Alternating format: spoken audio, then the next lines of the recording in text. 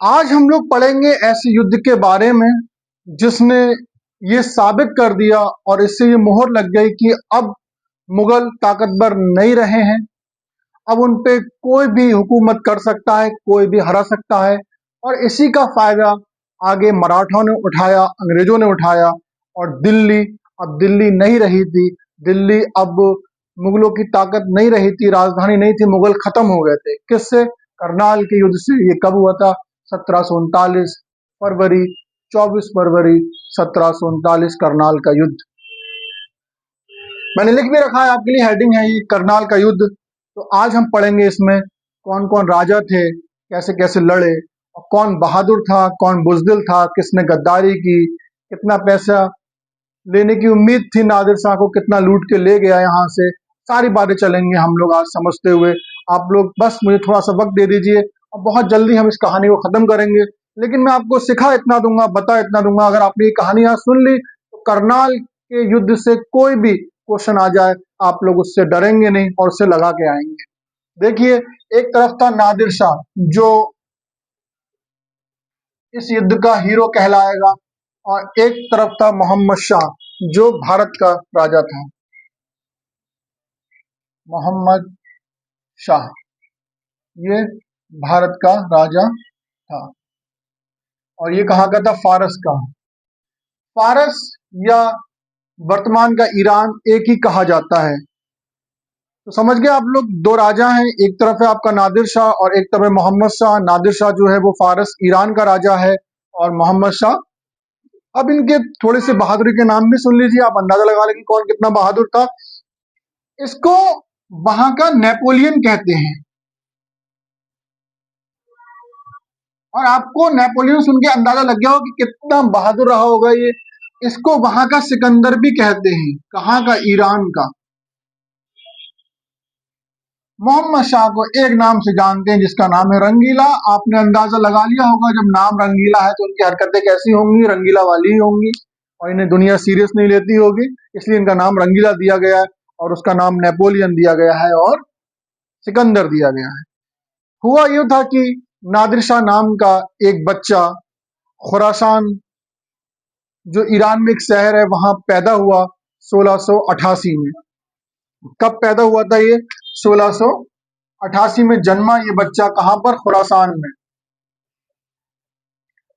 खुरासान में पैदाइश हुई। इसकी बहुत गरीब परिवार था और इनकी परिवारी का आलम यह था कि घर में बकरियां या जो जानवर थे उन्हें चराने का काम किया जाता था।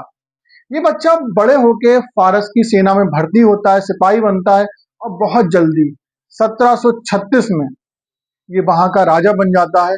और वहां का राजा बनने के बाद इसे पता चलता है कि पूरब में एक देश है जिसका नाम है हिंदुस्तान और उसके पास अपार संपत्ति है।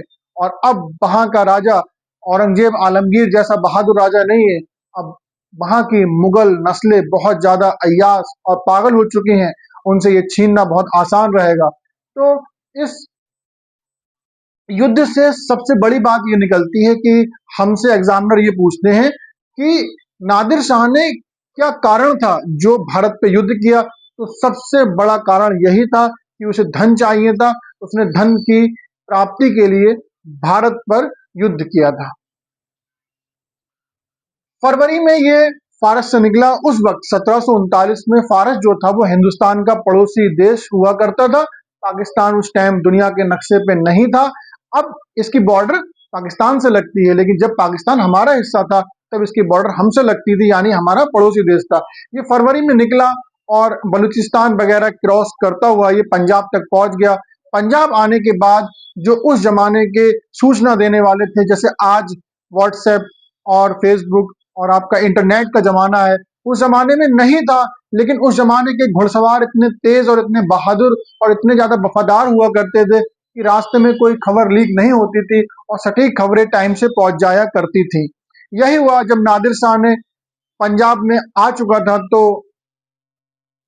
गुप्तचर आए और उन्होंने मोहम्मद शाह रंगीला से कहा कि नादिर शाह जो है वो पंजाब में आ चुका है। तब इसने ये उस वक्त मुर्गे होते हैं ना, मुर्गे ये उनकी लड़ाई करा रहा था और बच्चों जैसे उनको पैसा लगाता था। ये बताइए दरबार में ये खेल इसके चल रहे थे और इसे ईरान के नेपोलियन से अभी लड़ना है। शराब के नशे में धुत रहता था, नाचना गाना था, ढोल ताशे इसके पास बजते थे, यानी पूरी तरीके से अय्याशी के माहौल में डूब चुका था। जब इसने कहा कि अभी वो कहाँ है, तो लोग इसके जो दरबार में इसके मंत्री वगैरह थे उन्होंने कहा कि वो पंजाब में है। उन्होंने कहा कि हम लोग अभी दिल्ली में है, और इसने ये कह के टाल दिया कि अभी तो बहुत दूर है, चलो बाद में देखेंगे, और ये फिर अपनी अय्याशियों में मशगूल हो गया और इसने कोई ध्यान नहीं दिया। इसी बीच दोबारा से खबर आती है कि नादिर बादशाह सलामत अब जो नादिर शाह है वो और करीब आ चुका है। कहा अभी कहाँ है, तो इन्होंने इसके जो दरबारी थे उन्होंने कहा कि अब पंजाब से निकल चुका है। उन्होंने कहा पंजाब से अभी निकला ही तो बहुत दूर है, इससे बाद में निपटेंगे। और फिर से ये अपने खेल खिलौने और बातों में लग गया। जैसे इसका रंगीला नाम था, उन्हीं रंग रलियों में ये मस्त रहा और इसने हिंदुस्तान की फिक्र नहीं की। तीसरी बार जब खबर आती है कि वो जो नादिर शाह जिसका नाम है वो अब हरियाणा की धरती पे करनाल पे आ चुका है और अब वो हम पे हमला ही करने वाला है, तब इस पागल ने अपनी तलवार निकाली, नशे में धुत था, ऐसी दरबार में लेके भागा कि अभी चलो जंग करने, और इतना नशे में था ये वहीं गिर गया और बेहोश हो गया। अब फिर सारे वजीर, सारे जो भी लीडर थे उस टाइम इसके बाद के, वो सारे परेशान थे कि जो हमारा सर्वे सर्वा है, जो सबसे हमारा बड़ा औहदेदार है जिसे राजा कहते हैं, वो तो बेहोश पड़ा है, अब हम किससे फैसला लें। तभी उन लोगों ने किया कि अपनी मर्जी से फैसला लिया और खाने दौरा नाम का एक अस्थाई मीर बख्शी बनाकर वहां भेजा और उसके साथ शादत खां को भेजा और इन दोनों के साथ मुगल सेना भेज दी। कहते हैं जब ये सेना करनाल के मैदान में पहुंची तो नादिर शाह की सेना इतनी ज्यादा मजबूत थी कि उसने कुछ ही घंटों में इस सेना को हरा दिया, और हराने के बाद उसमें 20,000 सैनिक मारे थे, और जो खाना दौरा था उसको वहीं मौके पे मार दिया था और शारद खां को बंदी बना लिया था। कहते हैं कि ईरानियों ने, नादिर शाह की सेना ने ये युद्ध जीतने के बाद बहुत जश्न मनाया। कहते हैं उनका लाठी वाला एक डांस होता है, वो उसे को किया और शारद खां को बंदी बनाए रहे। जब वो थक गए और उन्होंने खूब जश्न मना लिया, खुशियां मना ली,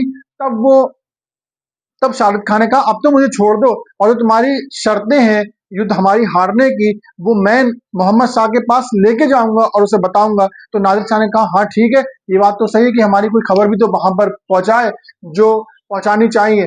तब तब ये जो शादत खां था, शाहरुख खां का नाम आप लोग बड़ा याद करें, मैं इस पे अभी गोला लगाऊंगा, ये बहुत इंपॉर्टेंट रहेगा। देखिए क्या गेम खेला जाएगा, ये युद्ध अभी कैसे कैसे रंग पलटेगा। ज्यादा टाइम नहीं लूंगा लेकिन अब कहानी आपको बड़ी अच्छी लगेगी।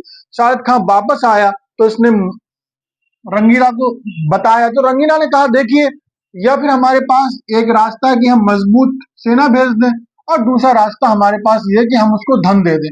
तो मोहम्मद शाह, ये मजबूत सेना होगी इनके पास, ये खुद तो मजबूत है नहीं, अभी तलवार लेके गिर पड़े थे, तो इन्होंने कहा ठीक है धन ही देंगे। तो इन्होंने क्या कहा, यहाँ पर इन्होंने जो संधि थी बातचीत करने के लिए, वो किसे भेजा था, चिन किलिच खां को। चिन किलिच खां, चिन किलिच खां को इन्होंने संधि के लिए भेजा, और चिन किलिच खां ने जब नादिर शाह से जाके बात की, कहा बताइए हमारे लिए क्या आदेश है। तो उसने कहा था ठीक है भाई, हम लोग जो फारस से यहाँ तक आए थे वो हमारा खर्चा दे दो, और हम इतने धन को भारत से प्राप्त करने आए थे, हमें इतना इतना धन दे दो। तो जो बात तय हुई थी चिन किलिच खां से, वो हुई थी 50 लाख। 50 लाख रुपए लेके नादिर शाह यहाँ से वापस फारस लौट जाता। किसने बात तय की थी, चिनकिलिश खां ने। चिनकिलिश खां संधि करने गया था किसकी तरफ से, मोहम्मद शाह की तरफ से, मोहम्मद शाह रंगीला की तरफ से।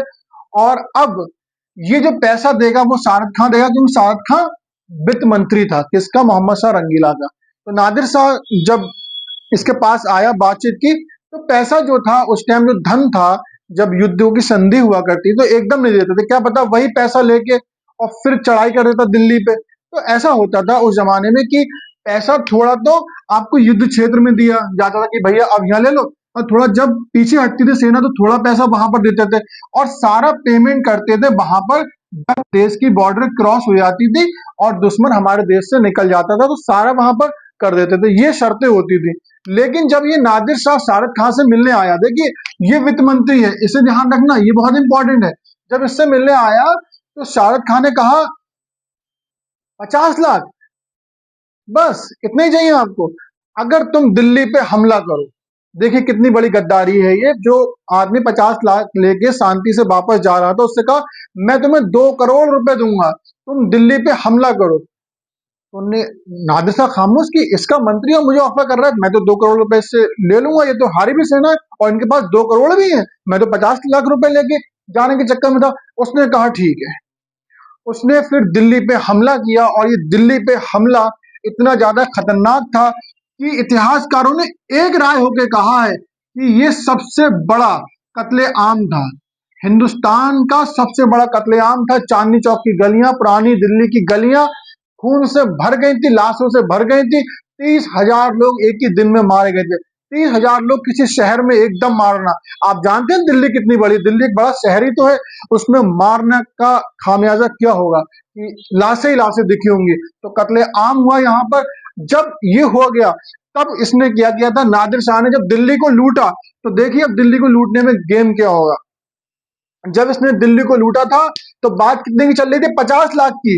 फिर उसे ऑफर कितना हुआ था, 2 करोड़ ऑफर हुआ था। लेकिन अब आप देखिए कितना उसे मिला 70 करोड़ मिला। कितना मिला, 70 करोड़। 70 करोड़ मिलने के बाद नादिर शाह ने कहा अब उसे बुलाओ जिसने हमें 2 करोड़ देने के लिए कहा। उसे बुलाया गया, 2 करोड़ उसने दिया। इतना पैसा इसको मिला, इतने से भी नादिर शाह का फिर पेट नहीं भरा, क्योंकि अब वो दिल्ली में आ चुका था, वो खजाने में आ चुका था। वो अपने साथ तख्ते ताउस ले गया। क्या ले गया वो अपने साथ, तख्ते ताउस ले गया और कोहिनूर हीरा ले गया। ये वही कोहिनूर हीरा है जो इंग्लैंड की महारानी के क्राउन में लगा हुआ है, हमारा ही वाला कोहिनूर है जो नादिर शाह हमसे ले गया था। आप अंदाजा लगाइए कि एक गद्दारी। पहली बात तो राजा ही हमारा जो था वो अय्याश था, रंगीला था, ठीक है, तो इससे तो दिल्ली संभलती नहीं। फिर इसने गलती क्या कर दी कि शारद खान को युद्ध में भेज दिया। मंत्रियों को युद्ध में थोड़े नहीं भेजा जाता है, और मंत्रियों को संधि के लिए भेजा जाता है। फिर इसने गलती की, संधि के लिए चिंकिलिस खान को भेजा, तो शारद खान को यही सब ज्यादा दुश्मनियां उसके दिमाग में चलने लगी और उसने 2 करोड़ ऑफर दिया। 2 करोड़ ऑफर देने के बाद भी उसका इससे दिल नहीं भरा और उन्हें 70 करोड़ तख्ते ताउस और कोहिनूर ले गया। कहते हैं नादिर शाह जब भारत को लूट कर गया था तो उसने 3 साल तक ईरान पर कोई टैक्स नहीं लगाया था। ईरान को उसने टैक्स फ्री कर दिया था 3 साल तक। आप अंदाजा लगाइए कि कितना असर पड़ता है इन छोटी छोटी बातों। तो एक अच्छा लीडर वही माना जाता है कि कब किससे क्या काम लिया जाए, और वफादार लोग भी वही होते हैं।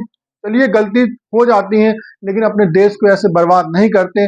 शाहिद खान की इस गलती की वजह से फिर मुगल पूरी तरीके से बर्बाद हो चुके थे, और फिर मराठाओं को या अंग्रेजों को किस तरीके से मौका मिला और बाहर की और ताकतें भी हमारी तरफ फिर बार बार देखने लगी थी, और इससे हमें बहुत ज्यादा नुकसान हुआ। अगर ये कहानी आपको अच्छी लगे तो आप इस चैनल को सब्सक्राइब करें, शेयर करें, जिससे मुझे भी आपको और आगे ऐसी बातें बताने का मोटिवेशन मिलेगा।